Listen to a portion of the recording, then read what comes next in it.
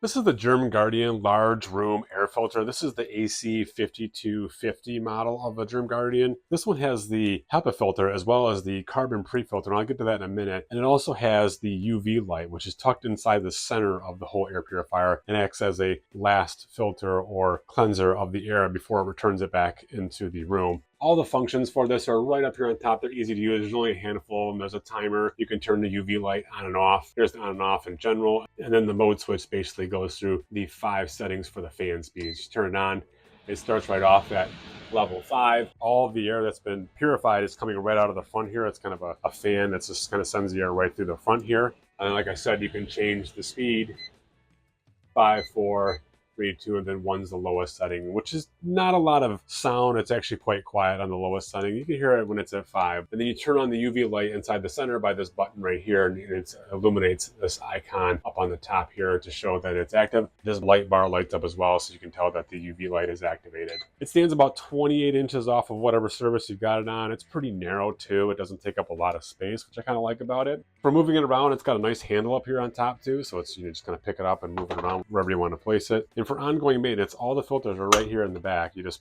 push this tab down and this grill comes off.